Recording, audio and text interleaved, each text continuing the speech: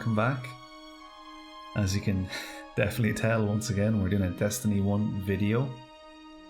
I wasn't planning on making a video tonight. This is going to be, I think, quite a short one. But I was on Twitter, I was, looking up my usual Destiny stuff, and I've seen pretty big influx of rumours about the old tower returning to Destiny 2 again. I had mentioned in a previous video I thought it would be fun to kind of go back to the old tower and properly do a walk around, do a tour, just remember the good old days, talk to all the vendors, that kind of stuff. So that's what I'm going to do. That is the plan for today.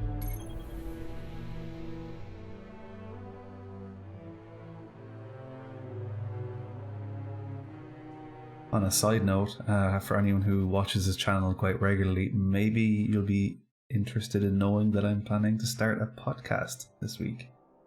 So yeah, you're actually going to get to see my face, unfortunately. You're going to have to look at this ugly mug while you listen to me. It's going to be with a good friend of mine. It's going to be a generic gaming, entertainment, any of our interests chat. I'll be uploading onto my channel. I'll make sure to link it on my socials. So yeah, if anyone's interested in that, stay tuned. Episode 1 should be out later this week. So yeah, I'm excited to try it. I hope it's going to be a bit of a new experience for me, being on camera rather than just talking to you guys through the mic like this. But change is good. So okay, let's go to the tower.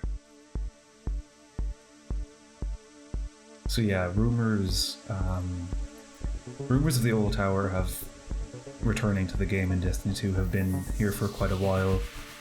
Personally, I don't read any leaks or any data mine kind of stuff, but I'm kind of giving in to accepting this is more likely now based on the chatter I've seen around the image for the season. Are we in season 13 or season 14? Basically, the image for next season's the item image that comes on all the weapons and the gear to denote that it's from a particular season. That looks sort of reminiscent of the tower, although other people have also said it looks like a kind of a cabal. I've seen specific references to a Vex boss. There's a lot of theories. If you combine that with the fact that the Destiny 1 tower can be visibly seen to be under reconstruction at the Destiny 2 tower as of right now. You can go check that out. Actually, I might put a clip of that in here. Yeah, so you can see that there.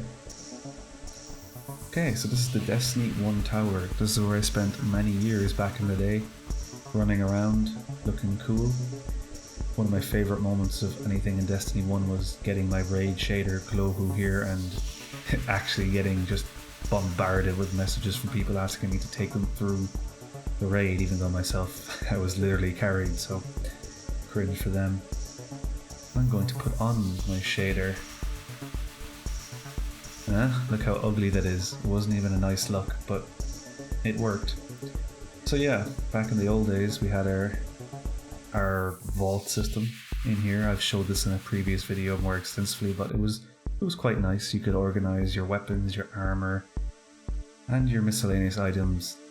Much less space than we have in Destiny 2, but in my opinion a better organization system. And who can forget our boy Rahul? Where to begin? I don't know, man. He's chilling. He's still chilling. Back in the day you couldn't auto-decrypt engrams, you had to go to him, so a lot of the times you would do a lot of activities, have a bunch of these unknown items and have to come back to our boy and play the slot machine. Ah, of course, the gunsmith. Someone who's notoriously useless these days, but he had some pretty cool stuff back in the day. I think he was also kind of useless until the Taken King was released, and you got these field test weapons, which are sort of weapon bounties. Get some pretty cool stuff out of them. He sold ammo synth, which, if you saw my strike video, is incredibly useful. It was very useful. Interesting they didn't include it in Destiny 2. I can see kind of why they wouldn't, but it was fun, honestly. It was fun just kind of popping them and waiting, having everyone wait in a room before you starting a raid encounter just to get your ammo up and blah blah blah. So yeah, he was definitely more interesting back then. You can buy mods off him now in Destiny 2, but yeah. Postmaster, more or less the same. She was here. The silver dust store. I actually have enough to buy an ornament. Interesting.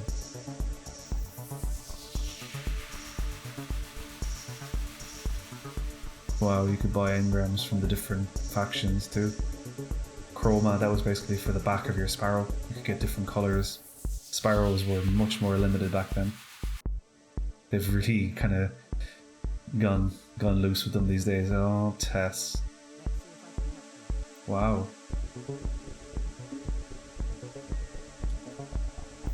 Yeah. They've expanded significantly on the Eververse, to say the least. Okay. Alright, well from here we're going to go to the left hand side. Tower North. When the first expansion launched, actually I remember this is where Eris was chilling. Her ship was kind of parked up there and mysterious new quests awaited us. That's actually when I started playing Destiny 1, around the launch of the Dark Below. So I think that was kind of December, January 2013, 14. Okay, so the factions, if anyone played Destiny 2 in the beginning, you remember factions. They took away the faction rally event and have more or less just evaporated the faction system from the game.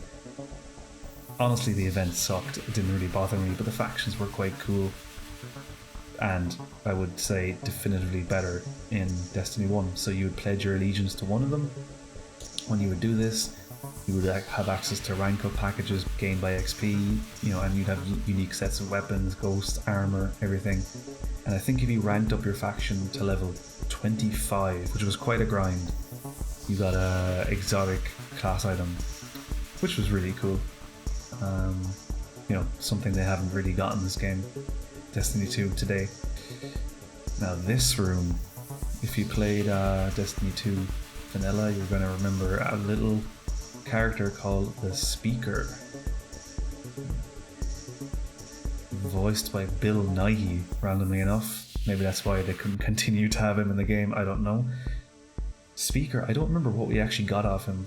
Ghosts, class items, okay, so it was cosmetics. Yeah, so if you played Vanilla Campaign, you know what happened to him. Rip. He was kind of an interesting character, I would say. Heard rumours in the rumour mill that there's people who think that Aldrin potentially could be replacing the Speaker. I don't know if that's true or not. It's a cool idea. It definitely kind of goes against the classic theory that he's going to be the Hunter Vanguard, which doesn't make that much sense considering how much they probably hate him, for killing their leader and all that. Anyway, this is the gate actually I think that you go through in Destiny 2's opening mission. Right? I think so. Holiday items. I don't remember this. Oh wow, okay, it's like the events, all the different events. Huh. Ghost. Classic. Man, there's a lot of kiosks, I just forgotten. Emblems, okay, I do remember this, yeah. Wow. I can remember coming back to this quite often and kind of checking every week. They used to have rotational emblems and I used to buy them just to try and get all of these for no reason other than just sometimes in Destiny you've got nothing better to do. Shaders. Yeah, shader system. I think a classic case of rose tinting glasses. People will look at our current system and go, oh, we want Destiny 1 back. Honestly, I don't know. It was basically what would happen in Destiny 1 is you would take it and it would apply to your entire armor set and you couldn't change that. Now we've kind of got a system where you apply it to each individual piece of armor and you have to use them like consumables, which is just adding this painful unnecessary exercise because they cost goddamn legendary shards and we have them falling out of our arse at this stage, so it's just a pointless exchange of currency. I think a combination of the two, having the option to to just paint your character in a particular colour rather than having to buy 5 pieces and do it individually, would be pretty cool. But definitely don't go back to this system either. Please, Bungie. Please. And Ava, yeah, she was a mainstay back in the day. Now we just see her a couple of times a year, but she was the old Emblino lady. Yeah, so I remember used to checking out all of these every week, just trying to tick off boxes if I'd bought them before or whatever. A lot of them pretty crappy, to be fair, but what can you do? Okay, well that's this side of the tower covered, so let's go back to the middle. Alright, well let's go from left to right. Let's stick to a pattern here. Organised people. We'll go, I know you can go underneath, so I'm going to go up top first. Oh, this was the bounty. Yeah, so this was introduced, I think, Taken King again, but honestly I'm not sure. It was kind of, I think, just a quick way to get a lot of bounties, you know. Or maybe it was always there. I don't know. Anyone knows in the comments, please let me know, because I can't even remember. But you could just get your bounties there, nothing too hectic, nothing worth settling down for a chat about. Up here, unfortunately now is... Oh, hey man.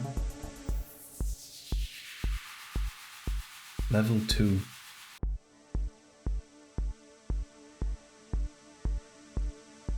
That's funny. Alright, look, I gotta go do my video. I'm sorry, dude. It was nice dancing with you.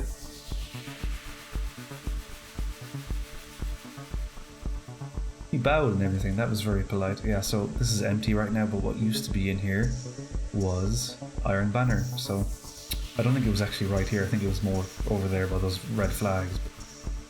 He's like that annoying fan in Oblivion. Remember that? Yeah. Okay, dude. So yeah, it used to be there. I think in front of this door. I believe so. I can't honestly. It might have been down there. It looks more. Looks like it could have been down there, but something in my memory tells me it wasn't. But anyway, it was basically the same. Saladin would turn up every couple of weeks. Iron Banner back then, in my opinion, was much better.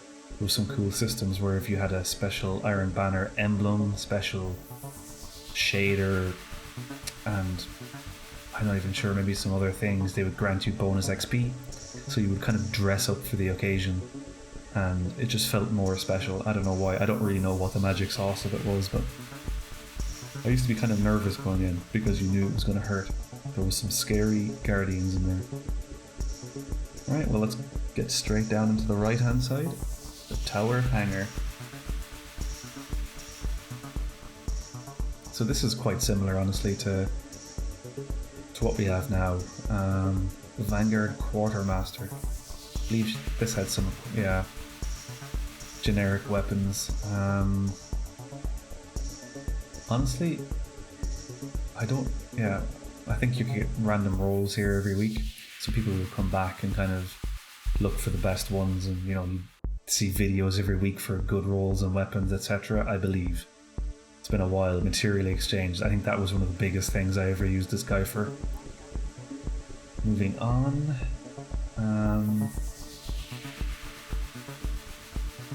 ship. Yeah, I'll show you how exciting the ships were back in the day.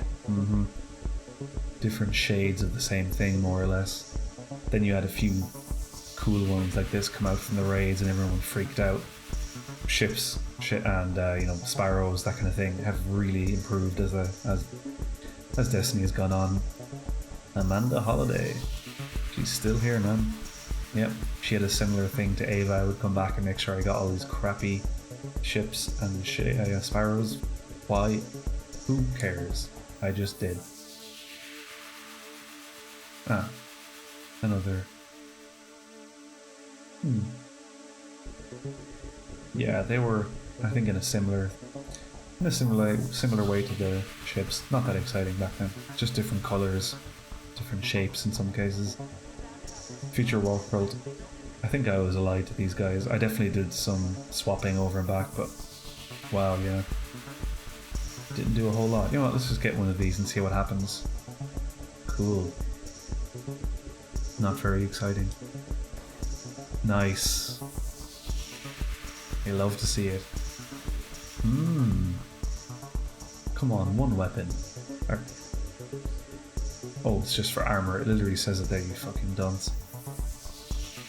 So this is one of these rank up things. Let's, why not? Let's see what happens when I go rank up my faction.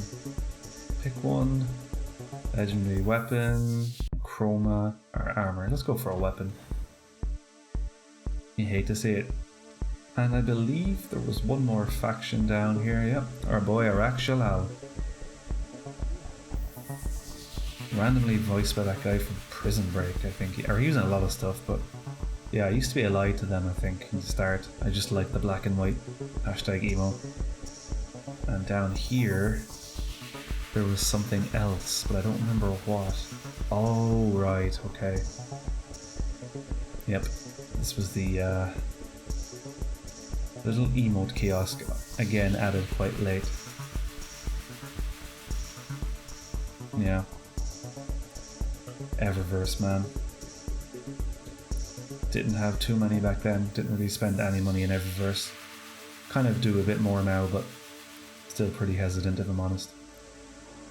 And, oh, I saw something trigger there. What was that? Oh, this thing. Alright guys, thanks very much. Thanks very much. This was a quick video, quick tour. Let me know if you want this tower back or not. Yeah. Tune in this week for some podcast. Yeah. Jesus Christ, that's terrible. Oh my god, why so